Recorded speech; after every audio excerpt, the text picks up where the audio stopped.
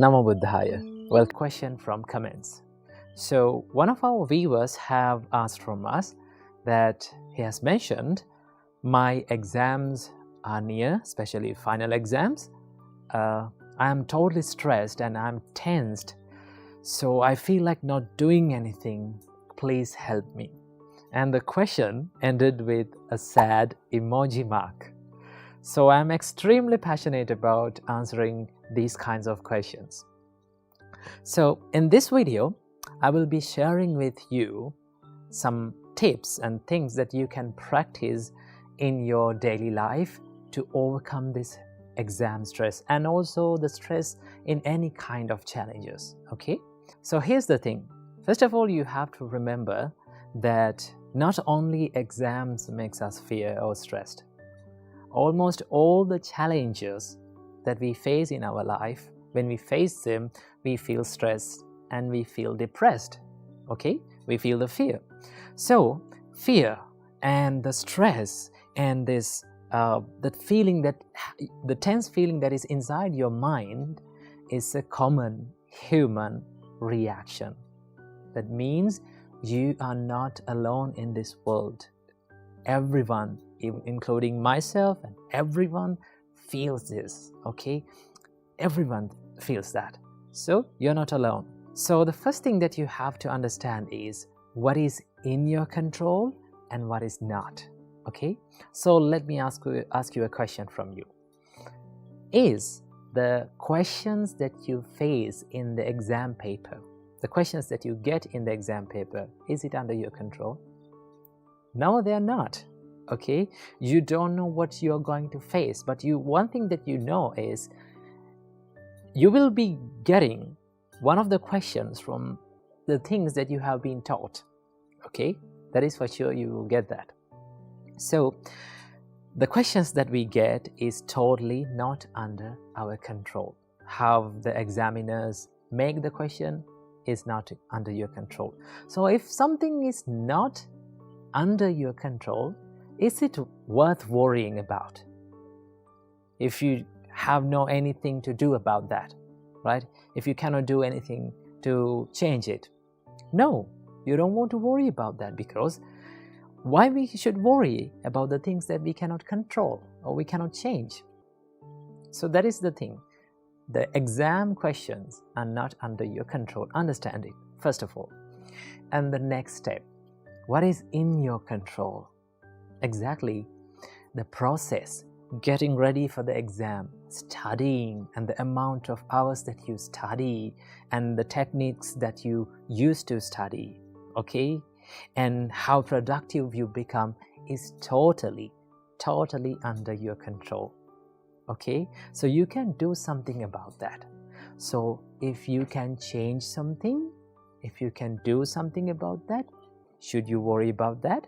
You don't want to worry about that because it is totally under your control. Okay? That is one thing. And the next thing that you have to do is to try to be in this present moment. Because in the times of exams, we are so focused on maybe like in the future or to the past. Sometimes if we haven't done anything, like if we haven't studied, what happens with us is we constantly regret about the things that you have done in past. Okay? And if you're stressed about the exams, what will be happen in the exam, then you are constantly regretting or thinking about the future. We hardly stay in this present moment.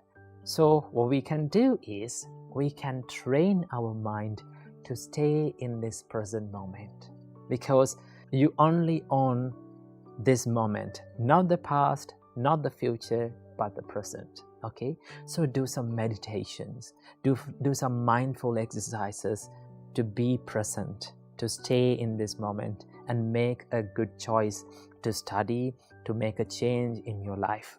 That is one thing that you can do. And the another thing that you can do is to get used to this thinking of impermanence, thinking about impermanence. Okay? In Buddhism, it gives a huge space to talk about and think about and reflect about the impermanence. Okay, whatever feeling that you feel now, maybe stress, maybe depression, maybe anxiety, maybe happiness, whatever the feeling that you feel, let it be good or bad, it is impermanent. It is going to change. So for sure, your exam stress, right, how you feel about exam is also going to change over the time. So you don't want to worry about that, okay? That is one thing that you can do to focus your mind on impermanence. And the other thing that you can do is to be the best that you can be. Not to be the best in the class, maybe in the school, or maybe in this university, not to be the best, but to be the best version of yourself. Okay? If you try to be the best version of yourself, you try your best to do it. You give your best to do it. You give your fullest potential to do it. Okay? So there's another problem that comes in here. Okay? Our parents have lots of expectations about us. Even that makes us a little bit stressed. So what we can do? This is one thing that I give as an advice for all the students if they have those kinds of problems. You have to maintain a good communication with your parents. Okay? Go to your parents and say, Amma or Tata or Mama or Dada, maybe I cannot be the best in the school. Maybe I cannot take the fullest marks in the exam. Maybe I cannot be the best in the university or somewhere else. But I will try my best in the exam. I will give my fullest potential to study and to be good at exams. Okay? So when you do that, your parents will understand about you. Okay? That is one thing that you can do. And finally, this is one thing that you have to do and you must do during these exam times. Be kind to yourself. Take care of yourself. Sometimes some children, they try harder by not sleeping and spending sleepless nights and not having proper healthy foods and not having proper nutrition while they're studying. That will not help you to be productive. Okay? So you must study as well as you must maintain a good health, because that will help you to maintain a good mental balance. Okay? So be kind to yourself. Okay? If mistakes can happen from anyone, okay? You can make mistakes in your life, okay? But you have to forgive yourself. And also you have to remember that exams are not the life. There are so many things that you can do and you have to do beyond the exams. And this is not the only challenge that you are going to face in your life. Okay? So keep these tips in your mind and practice these things. And then face the exam. So I hope you will get some light on this topic. So I wish all the best and all the very best in your exams. Be more productive and live your life happily. Namo Buddhaya. Namo Buddhaya. You know what? Today we are going to have a storm to our monastery, right? It's a big storm incoming. And the sky is getting gloomy and gloomy little by little. But you know what? A few hours ago, the whole monastery was shining and it was bathed with sunlight, right? So the weather changes so rapidly, the nature changes so rapidly. So as our life. In life, some days we have storms, right? Sometimes we are very happy. Sometimes we celebrate our life like shiny days, right? Like sunny days. But sometimes it becomes gloomy. All of a sudden it becomes gloomy. It becomes so moody, right? So we feel down, we feel terrible, like we feel depressed, right? And for some days, there's nothing special, like the empty sky, right? So this is life. It always changes, okay? So today, I'm going to talk about this one habit that we all have been through and that can affect us in many ways in our life, and that is the habit of overthinking, right? We all have been through that situation that we have overanalyzed situations, and we have expected worst case scenarios, and we have kept on thinking about certain things, what will happen in the future, what has happened in the past. That is very painful, and it steals our peacefulness in our life. So in this video, I'm going to be sharing with you few tips that can manage the habit of overthinking and to stop the habit of overthinking. So let's dive into the video. So the first thing that we have to know before doing any kind of thing is to identify what triggers you, what makes you overthink, right? Because without identifying and without knowing what makes you overthink, you cannot deal with it, you cannot manage it, right? So for people, it may be different ways of triggers. Sometimes people have some fears about talking with other people, right? People have fears about traveling alone, right? Sometimes people have a fear about what other people think of me, okay? So it is different from one person to another. So the first thing is to identify what makes you overthink, what triggers you. Once you know it, write it down on a paper, okay? This is what makes me overthink. This is what making me troubles, okay? That is the first step, identifying what triggers you to overthink. And then the next step, the second step, is to be mindful about that trigger and that emotion, okay? Because once you identify your trigger, right, what makes you overthink, you can be mindful about it. You can identify it. Once those thoughts comes to your mind, like maybe a fear, maybe like a worry, maybe like a sadness, when it comes to your mind, just if you practice this mindfulness, you can catch that thought. You can identify that thought. Now I'm going to worry. Now I'm worrying, right? Now I have this fear in my mind. Because when you become mindful, you understand about it and you know about it, you become aware of it, then you will have the power to control it, right? Always remember, you cannot control anything that you don't know about and you're not aware about, right? So the second thing is to be aware and to be mindful about your thought. This is one thing that stuck in my mind for a long time, that a thought is just a thought until we give the power to control it ourselves. Okay, so what we have to know, understand the thought as just a thought, right? Don't give the power to control it, right? Don't judge the thought, don't try to stop the thought, right? Just identify it as just a simple thought, as any other thought. Okay, that is the second step. And the third step, you can challenge yourself. You can challenge your mind.